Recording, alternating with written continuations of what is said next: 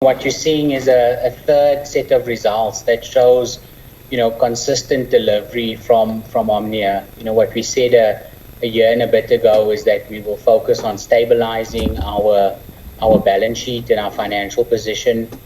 We've delivered on that. All of our indicators are largely green. So we've kept our revenue stable during a significant pandemic and a downturn in a number of the economies we operate in. But we've been able to increase our earnings, increase our EBITDA, reduce our debt substantially, almost halve our debt, and almost halve our interest cost as well. So I think what you're seeing is a huge amount of delivery from Omnia. I guess bear in mind that it is still the slow time of our agriculture season. So our agriculture result has been driven by Brazil and Australia, and the South African and SADC result only comes through in the second half of the year. Our teams have shown immense agility through the COVID pandemic, with all of our businesses being declared essential services.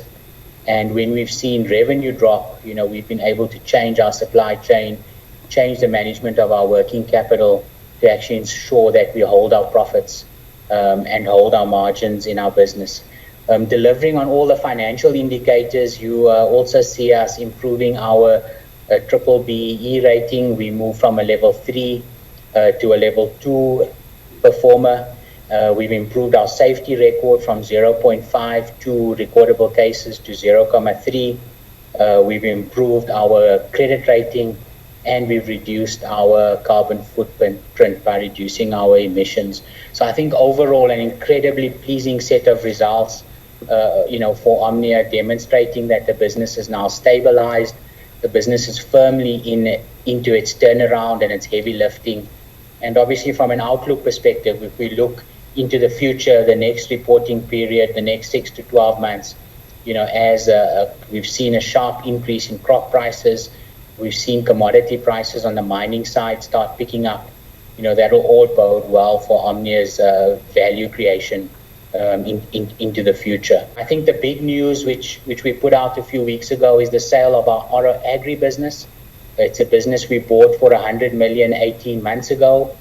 That business, we weighed up an offer price of 165 million US, the risks and opportunities in that business, and we put forward to shareholders to dispose of that business. What that does do, it brings in a chunk of cash, circa 2.3 billion rand onto our balance sheet. And with our debt position reducing from 4 odd billion all the way down to 1.4 billion, excluding the IFRS 16 lease liabilities, it distinguishes all of our core debt, and it puts our business in a very, very different, positive space to capture organic, inorganic opportunities for growth. It also allows us to consider resuming our dividend and considering potentially a special dividend or share buyback once we see what our cash flows look like post year end in March. On something the release said today, it mentioned that Omnia is in its fix and renew phase, and I was wondering whether you could maybe just give me a little bit more insight on what exactly this means and what led to the strategy for Omnia. I mean, did the COVID-19 pandemic have any influence over this? No. So, Simone, Omnia went through a very difficult patch in 2018 and 2019, where the company needed to do a debt restructure and a rights issue. That resulted in a new management team coming in. That resulted in us needing to develop a fix and stabilize plan for the business.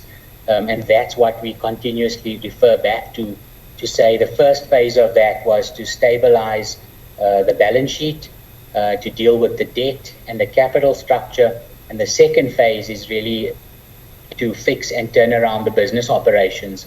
And that's what we're doing now, which improves the margins, which improves the return on capital for our shareholders, and actually sets Omnia on a different path to grow. Omnia was also said to be well positioned to capitalize on growth opportunities, and you briefly referred to this in the overview. Have you identified any opportunities that Omnia will be looking into as we head into 2021 or say even post-period end? Yes, so there are opportunities that we will look at. Our core businesses are agriculture and mining, so we will look to expand and grow those businesses. We've got a very, very successful business in Australia and Brazil, so we will look to invest and expand the production capabilities in those businesses and the distribution capabilities. Our Brazilian business our Australian business distributes into India and has a number of distribution partnerships across the world. So, if I think of opportunities to grow and expand, it will largely be in the agriculture space, potentially in Brazil and Australia and other parts of the world. And from a mining perspective, we've built businesses out in Australia, Indonesia, Alaska, Canada, and the US. So we'll look to entrench and expand our explosives businesses in those markets. Those could be organic, where we will invest in our own infrastructure, or those could be inorganic, where they complement the capabilities that we have. Then my last question is actually just for a bit of clarification. The release mentioned that the company's debt now stands at, I think, 1.9 billion, obviously down from just over 2 billion. But with the sale of the Ora Agri business and now bringing 2.3 billion onto the company's balance sheet, does this mean Omnia has no debt as it stands? Yeah, so how we would think about that is, if we were to say the 2.3 billion comes in, it will distinguish a large portion of our debt. We still have to see how we trade in the second 6 months of the year. We've got to look at the outlook of the second wave of the pandemic. We've got to think about any cash resources we need to expand. And then, yes, I think you could say broadly our core debt will be extinguished and we will be in a cash positive position potentially, which will then lead us down the path of saying, do we resume a dividend or do we consider any further distribution to shareholders post thinking about acquisitions, inorganic and organic investments. That's it for my specific questions. I don't know whether there's anything that you would like to add or specifically highlight for us. No, I think that's it. I mean, just to say that it's incredible to see this 67-year-old company go through a very difficult patch and now turn the corner, and strengthen up and actually come out strong.